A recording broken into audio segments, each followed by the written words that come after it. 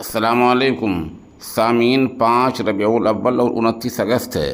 आज की ख़बरों की शुरुआत मक्का मुकर्रमा से शेख कारी मिक़दाद अस-सय्यद की तिलावत कलाम पाक से की जा रही है।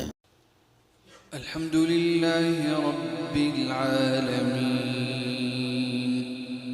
अर्रहमानिर रहीम मालिकि यौमिद्दीन इय्याका नअबुदु व इय्याका नस्तईन इहदिनस सिरातल मुस्तक़ीम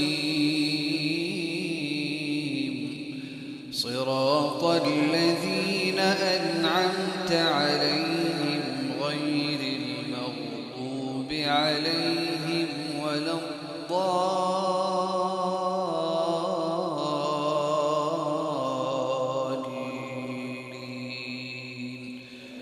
آمين.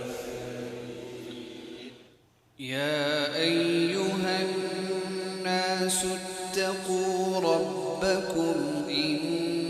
زلزلة الساعة شيء عظيم يوم ترونها تذهل كل مرضعة عما أرضعت وتضع كل ذات حمل حملها وترى الناس سكارى سكارى ولكن عذاب الله شديد ومن الناس من يجادل في الله بغير علم ويتبع كل شيطان مريد كتب عليه أنه من تولاه فأنه يضله ويهديه إلى عذاب السعير يا أيها الناس إن كنتم في ريب من البعث فإنا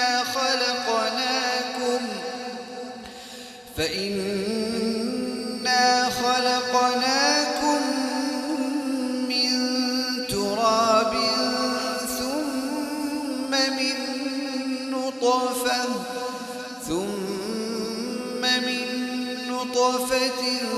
ثم من علقة ثم من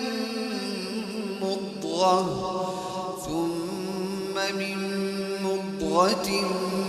مخلقة وغير مخلقة